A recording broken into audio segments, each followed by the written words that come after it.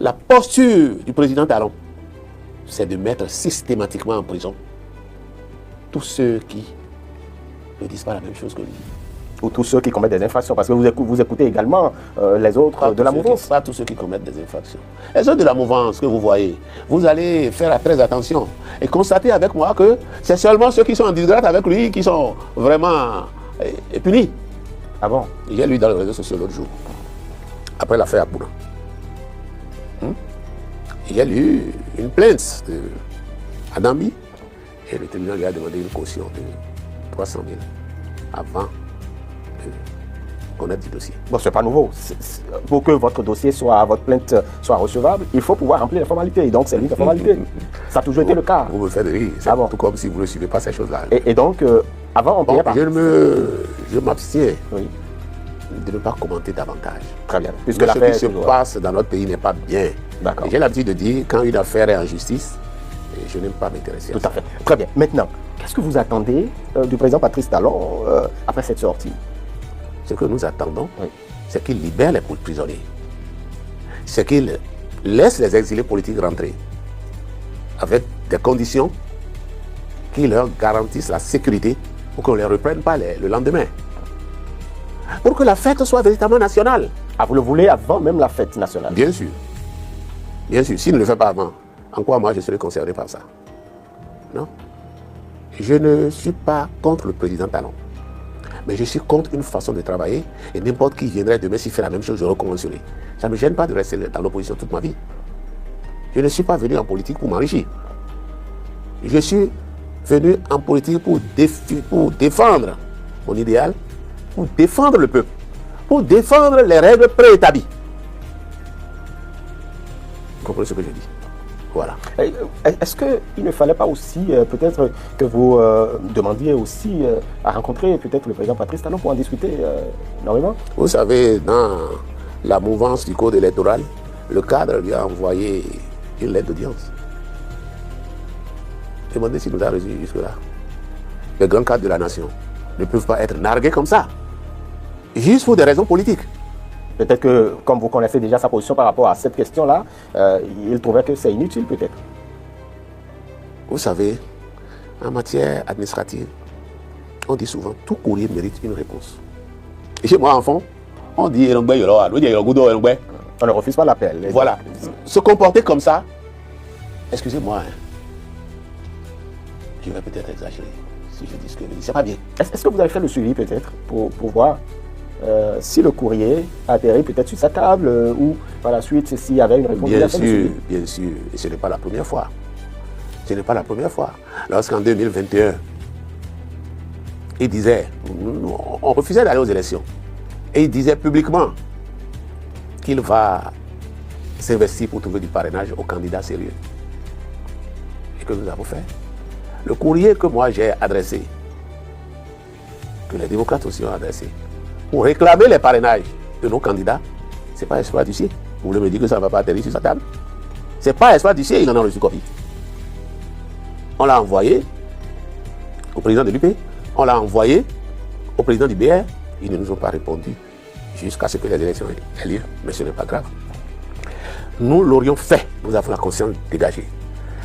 Nous aurions testé la parole du président, l'engagement du président jusqu'au bout. Et vous savez, ça fait partie des 5 raisons pour lesquelles moi je reste un opposant radical au président Patrice Talon. La première raison? Je dis, il n'est pas la première raison. Oui. Je ne peux pas admettre qu'un président dise, pour que je gagne, un président élu, parce qu'il peut y avoir des présidents par coup d'État, pour que je me sente bien dans la peau, pour que je gère bien le pays, il faut que tout le monde soit emprisonné, il faut que tout le monde aille en asile, il faut que tout le monde soit affamé. Il a dit quand? C'est la première raison. Il a dit quand? Les faits sont là. Parce que vous avez dit sur chaque volet. Il ne l'a pas dit. Non. J'ai dit, il faut que se dise, j'ai dit. Très bien. Et les faits sont là. La deuxième raison, vous savez, moi je suis banquier de profession. Je pense que le président Patrice Talon, pour le niveau d'homme d'affaires qu'il est du moins, il a le devoir de respecter sa scienture. Si vous voulez, c'est ça engagements. Autrement, mais je peux pas être d'accord avec lui. Les deux premières raisons, si vous voulez, je vais vous en citer d'autres, Oui. comme l'absence de transparence dans la gestion des affaires publiques, etc., etc.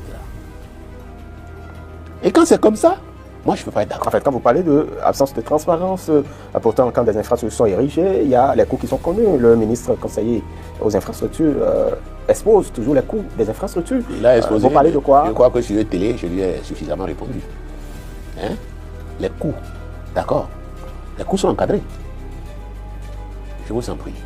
Moi, j'ai servi des marchés. C'est mon premier poste à la Caisse autonome d'amortissement. En matière d'appel d'offres, tout ça là, il y a toujours des coûts de référence. National comme international. Vous suivez ce que je dis? Mais quand vous faites tout en dehors de ça, en dehors des lois.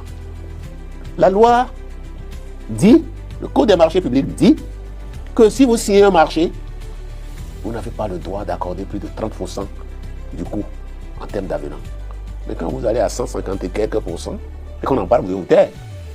Quelle est la qualité qui peut vous amener à ça? En fait, de quel marché parlez-vous? Bon, parce que pour lui, on l'a reçu ici. Allez voir le siège de l'Assemblée. Exactement. On l'a reçu sur cette question. Oui. Sur cette question, il a dit qu'il n'y a pas d'avenant. Que le gros œuvre, il y a donc le premier lot. Le gros œuvre, c'est un marché à part. Et puis d'autres également sont à part, qu'il n'y a pas d'avenant. On l'a reçu sur ce C'est même encore plateau. plus grave. C'est encore plus grave. Cela veut dire simplement qu'on a fabriqué des choses pour arriver ou contourner la loi. Vous suivez bien ce que je vous dis. Quand vous prenez ce dossier-là, Oui. lorsqu'ils voulaient casser l'ancien siège de l'Assemblée, ils ont commandé une expertise à Sirosam. Les conclusions sont là. Sirosam a dit le site n'a rien. Si vous pouvez donner encore 7 milliards au monsieur, il va bien terminer. Malgré ça, Ah, pourtant, la fondation, on avait entendu que la fondation posait problème. c'est leur problème. Ce n'est pas le cas. Sirosam est une ingénierie bien reconnue. Ils ont dit ça. Et puis je vais vous dire quelque chose en passant avant de continuer. Vous savez, ce truc a été initié sous nous, les Bessie. L'actuel ministre des Infrastructures a été déassé sous Luc Nyankadia. Ensuite, décès sous Nougussi. Il a eu le temps de trouver que le terrain n'est pas bon. Et c'est aujourd'hui qu'il découvre subitement que ce sol ne va pas. J'étais à la caisse autonome d'amortissement, j'étais impliqué à tous les niveaux. Et il fait ça. Et puis, ils disent, malgré les conclusions de l'expertise demandées par eux-mêmes, ils ont dit niet. Il vaut mieux tout casser et reprendre au même coup 25 milliards que le premier avait reçu. Ils ont cassé. Aujourd'hui, là, ils sont à combien? Ils sont à combien? Ils sont déjà au-dessus de 80 milliards, sinon très proches. Pendant que le coût des marchés dit qu'il faut utiliser 30% au maximum pour les avenants. Alors, quand on voit des choses comme ça, et puis des gens qui pensent qu'ils sont les plus intelligents. L'Assemblée nationale est chargée de quand même vérifier la transparence budgétaire, puisque l'Assemblée nationale, justement, autorise, et l'Assemblée nationale est à même de pouvoir quand même vérifier. Non. Non. Le gouvernement et l'exécutif. L'Assemblée a mis un budget général de l'État. À l'intérieur, ce qu'ils font, ils ne rendent pas compte comme ça à l'Assemblée. Déjà, sur les prêts, le président Patrice Talon a supprimé les contrôles a priori. Et a dit, je vais ratifier. Après, je viendrai vous rendre compte. Il a fait combien de fois qu'on rendu à l'Assemblée? Et comme c'est une Assemblée complice, combien de fois ils lui ont demandé compte? En d'autres circonstances, l'Assemblée aurait parlé d'offense. Mais eux, ce n'est pas leur problème. Ce n'est pas leur problème. Très bien. Et donc, vous parliez des raisons qui donc qui je vous dis poussent. que, bon, quand les choses sont comme ça, on ne peut pas être d'accord avec ces gens-là. Hein? Vous savez, il y a un adage qui dit, lorsque ceux qui commandent perdent la honte, ceux qui exécutent perdent le respect. C'est bien ça. Mais les autorités restent des autorités qui vous méritent dis. déférence. Je ne leur ai pas demandé, je ne leur ai pas dit qu'ils sont déchus. Tout à fait. Mais ils ont le droit de faire ce qu'ils font en vertu des textes qu'ils ont, ils assumeront. Mais moi aussi j'ai le droit de critiquer. Parce que les textes portant statut de l'opposition est clair là-dessus. L'opposition peut se prononcer sur tout ce qui se passe au plan national comme au plan international. C'est le président Patrice Talon qui a promulgué la loi. Et ce que certains reprochent très souvent à l'opposition, c'est après les critiques de ne pas faire des propositions. Je vous ai dit, quand vous parlez de propositions, c'est que déjà vous êtes dans un pouvoir discrétionnaire. Là où c'est encadré par la loi, vous n'avez pas besoin de propositions. Vous faites simplement observer que les lois ne sont pas respectées, les textes ne sont pas respectés. C'est tout. Quelle proposition ils veulent après avoir créé tous les dégâts? Non. Non. D'ailleurs, dans les circonstances, pour que l'Assemblée, pour qu'on leur fasse des propositions, l'exécutif, il faut qu'ils nous montrent que nous sommes concernés par la gestion de la nation. Vous suivez? Et donc, vous ne vous sentez pas... Tant que l'opposition n'est pas rentrée à l'Assemblée, le président Patrice Talon a créé son marché, et payait régulièrement la subvention de l'État à ces bébés siamois.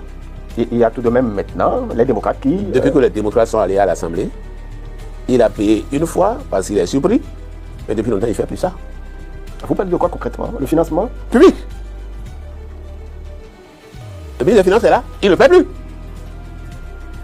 Mais ce n'est pas que l'opposition, même les autres... L'opposition et les autres partis ne sont pas dans les mêmes conditions. Lorsque vous avez des partis qui ont une subvention publique de l'ordre de 2,5 milliards par an, à défaut de ça, tous leurs cadres sont au poste important, avec des salaires de corruption. En fait, c'est vous qui appelez ça... Je l'assume. Vous trouvez normal que dans ce pays-là, où le plus grand cadre, je veux dire le plus grand cadre de l'administration, dans la grille, est autour de 300 millions environ, que des gens, parce qu'ils sont ministres, soient à 20 millions, à 16 millions, à 8 millions. Ce n'est pas les mêmes risques. Et puis là, c'est une responsabilité parce que personne n'a été ministre dans ce pays. Parce qu'il n'y a pas de ministre dans les autres pays. C'est ça? Vous voulez me dire? Quand on veut prendre une décision, on dit, bon, qu'est-ce qui est fait par le passé? Qu'est-ce que ceux qui sont dans la même branche que moi aujourd'hui font? Et qu'est-ce qui se fait à l'extérieur? Les experts que moi, j'avais reçus pendant que j'étais en fonction, et dont j'ai étudié les marchés, au plus, ils avaient 4 millions. 4 millions, je vous dis bien. Sinon, c'est entre 2,5 millions et 4 millions. Vous suivez? Si ceux qui se disent aujourd'hui développés gèrent leurs ressources avec autant de parcimonie, il faut qu'ils n'aient aucune ressource. Elle fait des choses comme ça.